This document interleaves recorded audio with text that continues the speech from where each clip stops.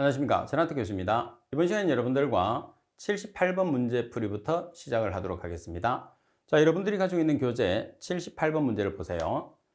대기 중에 다원 방향족 탄화수소를 기체 크로마토그래피 비법에 따라서 분석하고자 한다. 다음 중에서 체류 시간이 가장 긴 것을 찾으시오 그랬어요.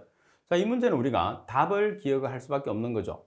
체류 시간이 가장 긴 것을 찾으라고 하는데 이거 어떻게 우리가 기억을 해요, 그죠? 그래서 체류 시간이 가장 긴 것은 여러분들이 답만 체크를 하고 넘어가도록 하십시오. 자, 답이 뭐죠? 라번입니다. 벤저피렌. 외우기는 좋네요, 그죠? 우리가 벤저피렌이라는 오염물질을 개론에서도 발암성 물질로 대표적으로 다뤘고, 그 다음에 분석 물질에도 있으니까. 자, 그리고 79번 문제를 보시게 되면 굴뚝 배출가스 중에 일산화탄소를 기체 크로마토그래피 비법에 따라서 분석할 때 관한 설명으로 옳지 않은 것은, 자, 갑은 부피 분율이 99.9% 이상의 헬륨을 운반가스로 사용한다. 그래서 헬륨은 거의 대부분 운반가스로 다 사용이 되는 거죠. 활성 알루미나를 충전재로 사용한다고 그랬어요. 자, 활성 알루미나를 쓰는 게 아니고 합성 제올라이트라는 게 있어요. 그래서 합성 제올라이트를 충전재로 사용합니다. 그리고 메테인화 반응 장치가 있는 불꽃 이온화 검출기를 사용을 한다. 그리고 내면을 잘 세척한 안지름이 2에서 4mm, 길이가 0.5에서 1.5m인 스테인리스강 재질을 분리관으로 사용한다. 따라서 설명이 잘못된 것은 나번이 정답이죠. 자, 그리고 80번 문제를 보겠습니다. 이온 크로마토그래피의 설치 조건으로 옳지 않은 것은, 자, 갑은 대형 변압기, 고주파 가열 등으로부터 전자 유도를 받지 않아야 한다. 나번 부식성 가스 및 먼지 발생이 적고 진동이 없으며 직사광선을 피해야 한다. 실험실 온도는 15도씨에서 25도씨, 상대 습도는 30에서 85% 범위로 급격한 온도 변화가 없어야 한다. 라번 공급 전원은 기기의 사용에 지정된 전압, 전기 용량 및 주파수로 전압 변동은 얼마죠? 전압 변동은 40% 이하가 아니고 10% 이하. 자, 10% 이하이고 주파수의 변동은 어때요? 주파수의 변동은 없어야 됩니다. 그래서 대부분이 보면 숫자적인 내용에서 오답을 만든다는 걸 우리가 특징으로 알 수가 있어요. 그죠? 라번이 정답. 자, 그리고 81번 문제를 보시게 되면 대기환경 보전 법령상 환경기술인 등의 교육을 받지 아니하게 자에 대한 행정처분 기준은, 자, 환경기술인에 대한 교육을 받지 않게 한 사업주입니다. 100만 원 이하의 과태료가 되는 거죠. 따라서 100만 원 이하의 과태료. 과태료와 벌금은 다릅니다. 벌금이라는 것은 형사상 처분이고 과태료라는 것은 행정상의 처분을 이야기하는 거예요. 자, 그리고 82번 문제를 보시게 되면 대기환경보전법령상 수도권 대기환경청장, 국립환경과학원장, 한국환경공단이 설치하는 대기오염 측정망의 종류가 아닌 것은, 자, 갑은 도시지역의 휘발성 유기화합물 등의 농도를 측정하기 위한 광화학 대기오염 물질 측정망, 나번에 기후 생태계 변화 유발 물질의 농도를 측정하기 위한 지구 대기 측정망, 대기 중에 중금속 농도를 측정하기 위한 대기 중금속 측정망. 여기서 중금속을 측정하는 것은 누구죠? 시도지사. 그래서 답은. 자, 그리고 라번에 보시게 되면 대기오염 물질의 지역 배경 농도를 측정하기 위한 교외 대기 측정망. 그래서 답을 제외한 나머지는 수도권 대기환경청장, 국립환경과학원장 또는 한국환경공단이 설치하는 측정망이죠. 자, 종류를 보시게 되면 대기오염 측정망이 종류인데 수도권 대기환경청장, 국립환경과학원장, 한국환경공단이 설치 운영하는 측정망의 종류를 보시게 되면, 자, 교외 대기 측정망, 국가 배경 농도 측정망, 그리고 유해 대기 물질 측정망, 그리고 광화학 대기오염 물질의 측정망, 그리고 산성 강화물 측정망, 지구 대기 측정망, 대기오염 집중 측정망, 미세먼지 성분 측정망이 있어요. 반면에 시도지사가 설치하는 측정망의 종류를 보시게 되면 도시대기 측정망, 도로변 대기 측정망, 중금속 측정망 세 가지가 있어요.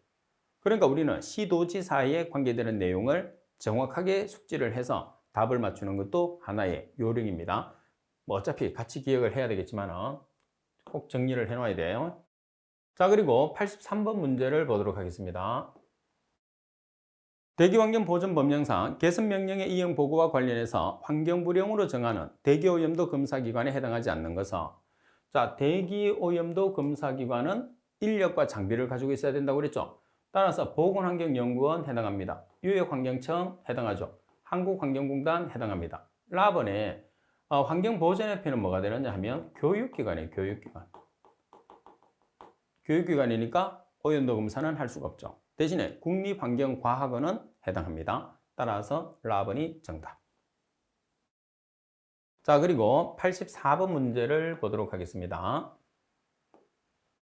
대기환경관계법령상 비산먼지 발생을 억제하기 위한 시설의 설치 및 필요한 조치에 관한 기준 중에서 시멘트 수송 공정에서 적재물은 적재함 상단으로부터 수평으로 몇 cm 이하까지 적재해야 되느냐고 그랬어요. 몇 cm 이하죠? 5cm 이하. 가번이 정답이 되는 거죠.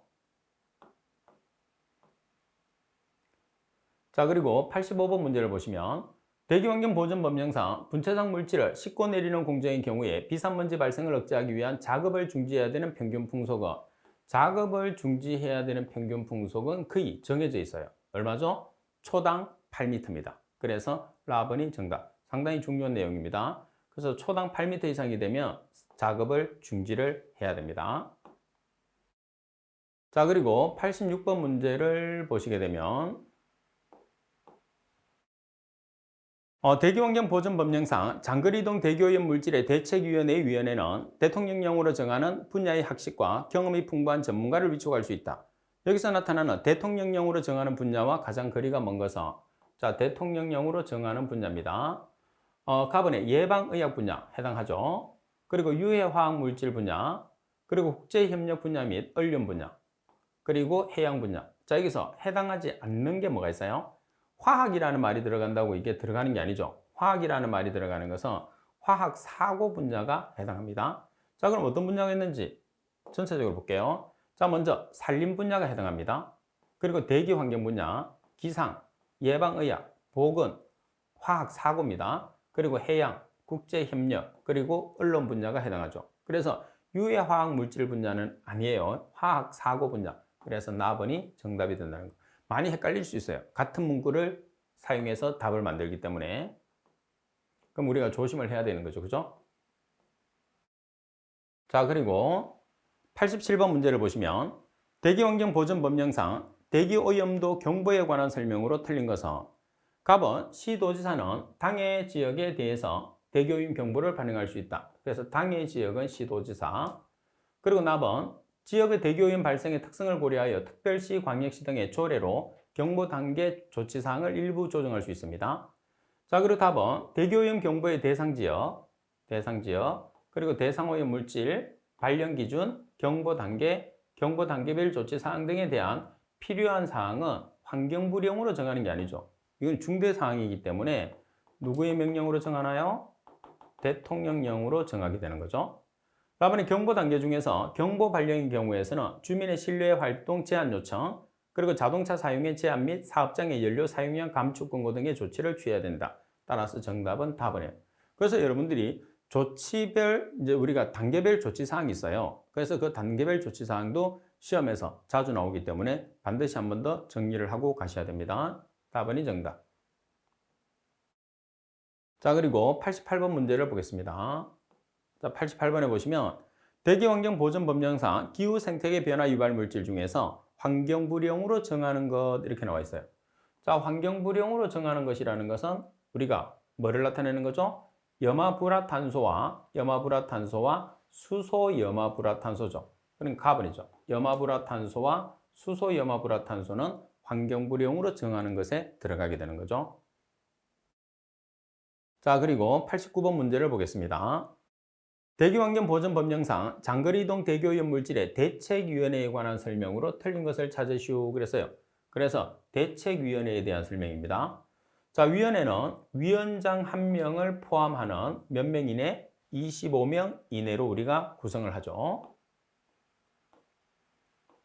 자, 그리고 나번에 보시면 위원회의 위원장은 환경부 장관이 되고 위원은 환경부령으로 정하는 중앙행정기관의 공무원 등으로 환경부 장관이 위촉하거나 임명하는 자로 한다고 그랬어요.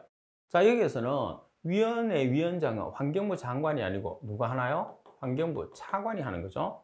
자, 그리고 위원은 환경부령으로 정하는 중앙행정기관의 공무원 등으로서 환경부 장관이 위촉하거나 임명하는 자가 됩니다. 자, 그리고 위원회와 실무위원회 및 장거리 이동 대교인 물질의 연구단의 구성 및 운영 등에 관한 필요한 사항은 누구의 명령으로? 대통령령으로. 이 내용도 환경부령으로 바꿔서 오답을 출제하기가 쉬워요. 그리고 환경부 장관은 장거리 이동 대교인 물질의 피해를 방지하기 위해서 5년마다 관계중앙행정기관 장과 협의하고 도지사의 의견을 들어야 합니다. 따라서 설명이 잘못된 것은 나번이 정답이죠. 위원회의 위원장은 환경부 차관. 자, 그리고 90번 문제는 여러분들이 항상 나온다고 강조를 해야 돼요. 그만큼 중요한 내용이니까 꼭 숙지를 하세요. 실내공기질 관리법령상 신축 공동주택의 실내공기질 권고 기준 중에서 에틸벤젠입니다. 실내공기질 권고 기준 중에서 에틸벤젠 기준으로 옳은 것은, 자, 에틸벤젠 얼마죠? 360 마이크로그램 per 미터의 삼성 이하. 답은이 정답이에요. 그러면 여러분들은 팁에 나와 있는 내용은 반드시 숙지를 해야 돼요. 그래서 노트 정리를 다시 해서 나올 때마다 항상 보세요. 자, 폼알데하이드는 210, 벤젠은 30, 톨루엔은 1000, 에틸벤젠은 360, 자일렌은 700, 스틸렌은 300. 단위는 마이크로그램 per 미터의 삼성 이하예요. 반면에 라돈은 어느 기준에 관계없이 148 베크렐 이하가 됩니다. 그래서 특히 라돈은 하나의 문제로도 상당히 자주 나오기 때문에 더욱더 조심을 해야 됩니다. 자, 그리고 91번 문제를 보겠습니다. 대기환경보전법령상 환경부 장관은 오염물질의 측정기기와 운영관리 기준을 지키지 않은 사업자에 대해서 조치명령을 하는 경우에 부득이한 사유인 경우에 신청에 의한 연장기간까지 포함해서 최대 몇 개월의 범위에서 개선기관을 정하느냐고 그랬어요. 지금 여기 보면 측정기기입니다. 따라서 측정기기의 개선기관이 몇 개월이죠? 측정기기라는 것은 온도계, 유량계, 이런 것, 압력계 이런 것들을 뜻하죠. 6개월이에요. 그 다음에 연장기간이 몇 개월이죠? 6개월이에요. 그래서 두 개를 합치면 12개월이 되는 거죠. 그러면 이제 문제 조건에서 보시게 되면 여기서 연장기간을 포함하는지 제외하는지를 꼭 여러분들이 확인을 해야 돼요. 연장기간을 포함하면 12개월, 연장기간을 포함하지 않으면 6개월이 되는 거죠. 따라서 정답은 라번이 정답이 됩니다.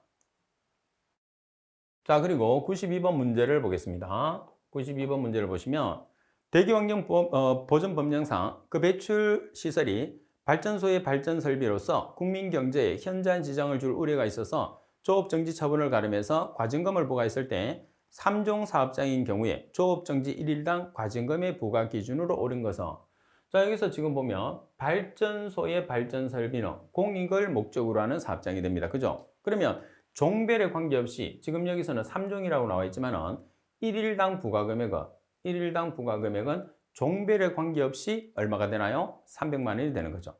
자, 그 다음에 우리가 조업정지에 가름해서 과징금으로 대체했을 때는 매출액에 얼마를 곱한가? 매출액에 100분의 5를 곱한 값에 초과하지 않는 범위 내에서 과징금을 정하게 되는 거죠. 따라서 라번이 정답입니다.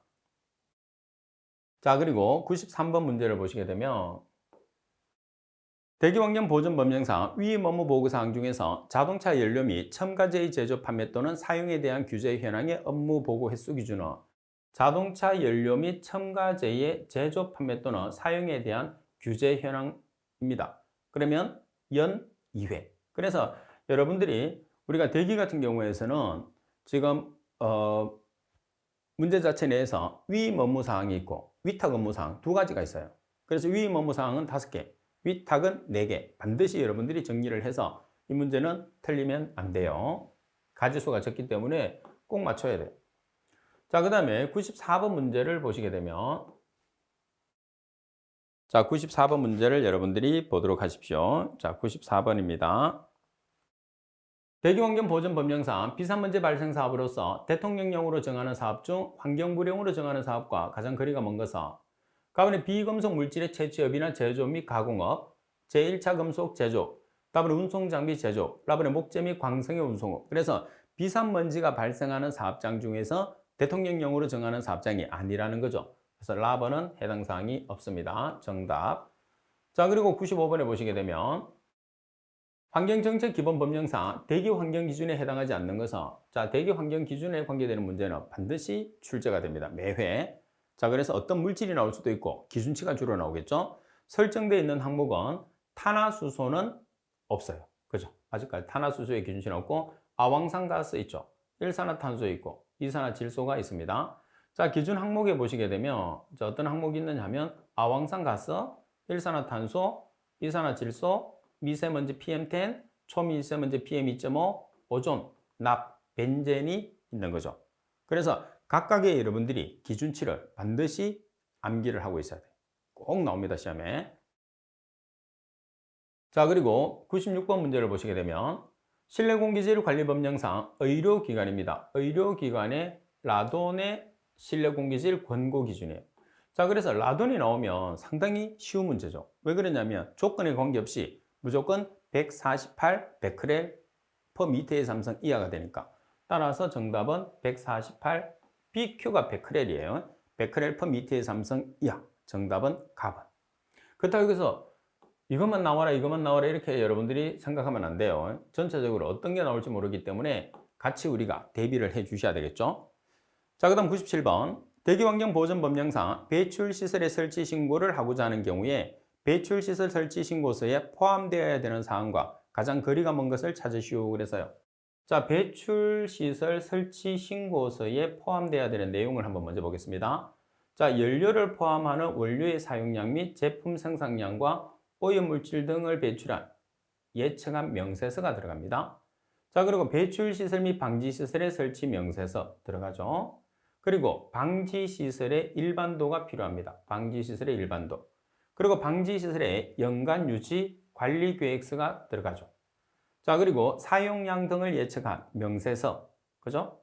자, 사용 연료의 성분 분석과 황산화물의 배출 농도 및 배출량 등을 예측한 명세서. 자, 그리고 배출시설의 설치 허가증이 필요합니다. 따라서 해당하지 않는 것은 라번이 해당하지 않아요. 따라서 라번이 정답. 자, 그리고 98번 항상 나온다고 했죠. 자, 환경정책 기본법령상 오전의 환경기준 중에서 8시간 평균치와 1시간 평균치 기준으로 옳은 것을 찾으시오. 그래서요. 자, 오전에 대한 기준치인데 8시간 평균치는 얼마죠? 0.06 ppm이야. 반면에 1시간 평균치는 얼마죠? 0.1 ppm이야. 그러면은 나번이 정답이 되는 거죠. 그래서 8시간 평균치는 0.06 ppm이야. 1시간 평균치는 0.1 ppm 이하가 되는 거니까 나번이 정답. 그러니까 항상 제가 강조하는 것처럼 여기서는 환경정책기본법에서 대기환경기준치는 문제가 안 나올 수가 없어요. 그러니까 그 내용을 여러분들이 정확하게 숙지하면 한 문제를 맞출 수 있는데 내용을 여러분들이 암기를 안 하면 제가 나온다고 계속 강조를 했잖아요. 그럼 시험 칠 때 상당히 불안하죠.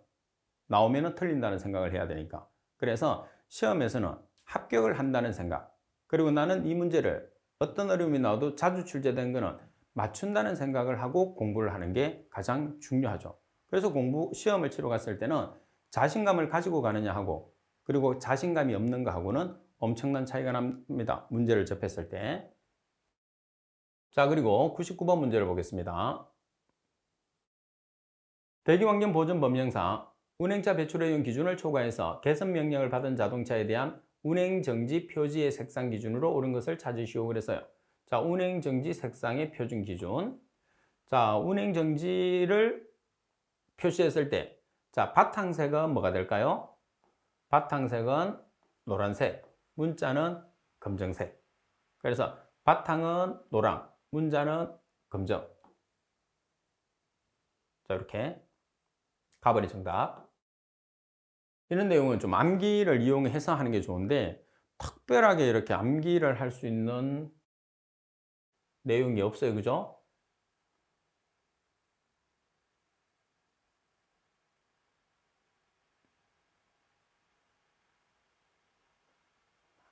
안 그러면 아예 바탕 노랑, 문자 검정 이렇게 기억을 하시든지. 자, 바탕 노랑, 문자 검정. 아니면은 반호 문검 이렇게 해야 되는데 이거는 외우기가 너무 힘들어요. 그죠? 그래서 이거는 여러분들이 암기법을 써서 하면 정확하니까 암기법을 한번 만들어 보십시오. 자, 그리고 100번 문제를 보겠습니다. 실내공기질의 관리 법령상 이 법의 적용 대상이 되는 시설 중에서 대통령령이 정하는 규모의 것으로 해당하지 않는 것을 찾으시오 그랬어요. 자, 가번 여객 자동차 터미널의 연면적이 1,500제곱미터 이상인 대합실. 자, 여기서 1,500제곱미터가 아니고 얼마라고 돼 있어요? 2,000제곱미터라고 돼 있죠.